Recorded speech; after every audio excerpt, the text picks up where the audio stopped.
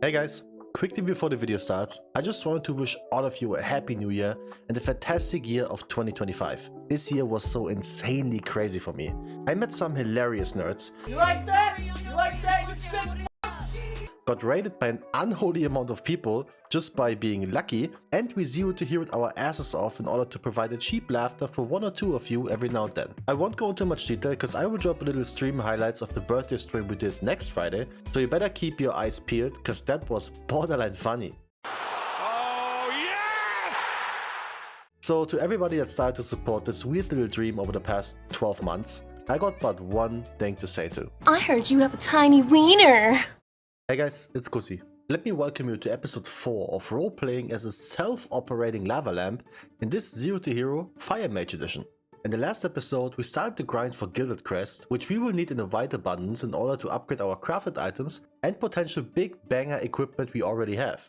We also finished the last week before the most recent update, which means them set crests now will drop at an increased amount, while this is now officially 11.0.7, and with that, we got new content. Siren Isle, the brand new zone of 1107. However, by saying new content, I mean some boring ass recycled area in which you can't fly due to some weird hurricane warning, alongside a boring ass recycled idea of a ring with an overall of 12 gems to use in it, which all do not matter because everybody and their fat Uncle Ron just uses the same 3 anyways. But moving away from toxic, obnoxious and unpleasant content, let's talk about Mythic Plus here. Wait a minute!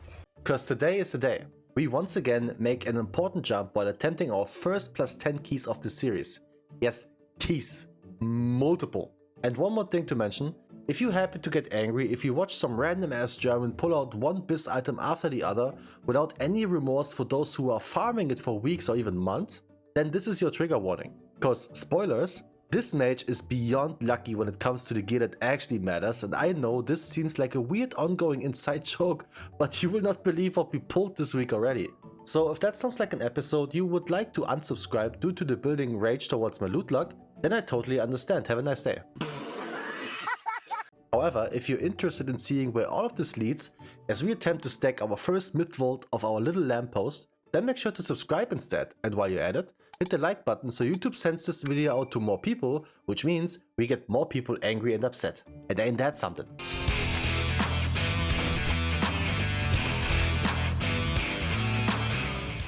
Alright, after happily collecting myself some spider egg for only the second time in this season, if we are talking about all mech characters combined, I was ready to lose my mind in a new area called the Siren Isles. Why? Well, because I want gear and player power, of course, dummy.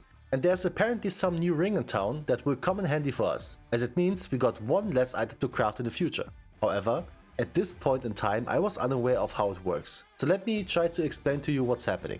Apparently there are 12 new and unique gems that you can put into this ring, which will only give you stamina as a baseline stat to increase its power. Some do extra healing, some do some extra damage, and others pretty much just give you free stats all over the place.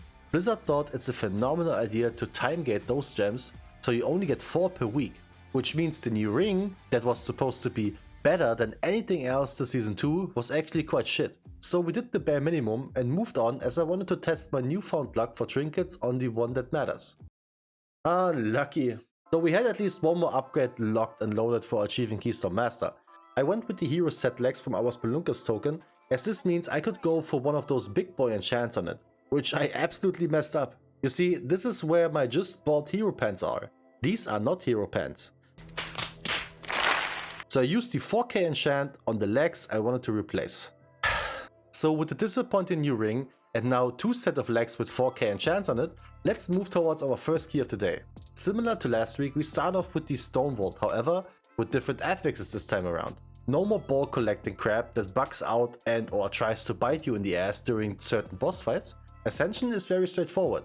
10 balls spawn, they need to be interrupted, CC'd or moved around in order to receive a juicy haste buff of up to 20%. And the best part?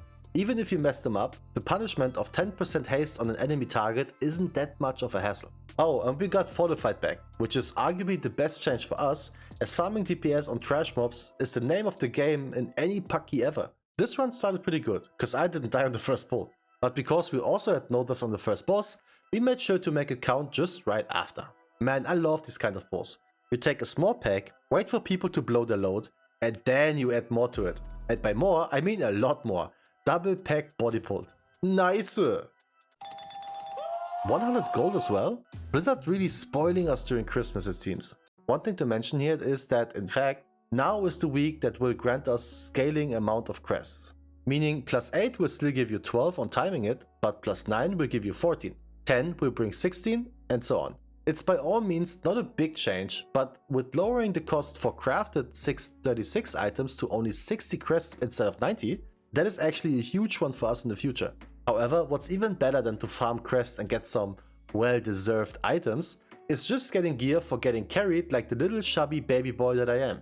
Here are the key informations you need for this to work. Mist +8, pre-made healer tank DPS, enhancement shaman item level 635, which I thought I can beat in overall easy peasy. Spoilers? I wasn't ready. Just look at the burn phase on the first boss. That does not look like an equal contribution, or at least that's my humble opinion. I mean, sure, was he sweating the big damage every time I didn't have combust up to make me look like a fool? I think so. But did I catch up to him eventually in the overall damage? Absolutely not. Rumors has it that the Enhancer Ascendance form has a 3-minute cooldown to transform into goop. So maybe, just maybe, this new funny looking boy will help me out to achieve greatness just like our booty clapping friend here. Yes! Yes, daddy! Man, I love this character so much. Turns out when you get all the loot you want or need, this game is incredible. Oh, really? And if there's one thing I learned from getting chained up while being dragged through the dirt of the maze by our Storm Eater, it's to push myself. Force myself into situations that require me to improve and make sure I'll come out a better player than when I entered. So first of all, I made sure to not invite a beast like that again, while instead taking people around my gear. So you cheeky buggers cannot complain too loud. Secondly, we upped the ante, whatever that means, as we went higher in key level to attempt our first +10. For those of you that don't know, +10 during the War Within now has both Tyrannical and Fortified being active, which means in this week specifically, all of a sudden bosses are a lot more painful and a lot more lethal as well. This also means you do need a lot more single target compared to just fortified keys, but luckily I'm a single target god whenever I survive. But not only am I on a mission to get keys timed, collect portals and even more biz items, I'm also on a side quest to learn how to use my defensive cooldowns in order to ensure safety for myself and to take pressure off the healer during funky situations. With that being said, did you know that mirror images stay up to 40 seconds to reduce incoming damage? What? 40 seconds of 20% damage reduction unless you get giga shafted, and even then you at least get 20% less shafting. Doing my cussy math, that's a lot. Now, could I have prevented a lot of damage on this pack if I just use images or alter time? Sure.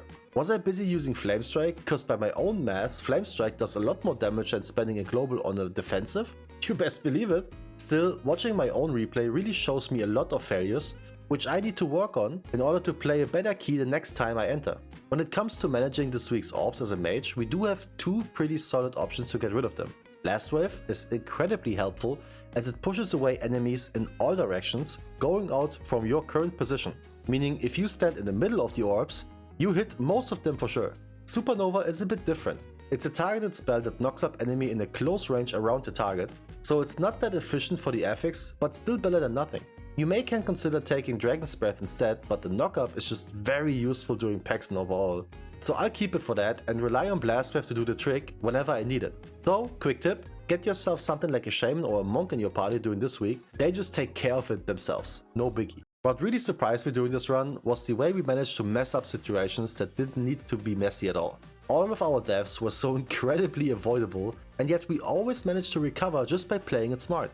Speaking of playing it smart, did you know you can line of sight the big stump by the Demolisher to take exactly 0 damage? I did. Our 3k Fire Mage god in the chat did not. Lamppost ready for +12 confirmed? No. Our first +10 key of this series was a perfect example on how good and simple a +10 can go whenever you don't do weird things. Don't overpull, don't make funky strats, and just play mechanics. Nobody needs some rank 1 MDI route with quadruple pack pulls and pucks.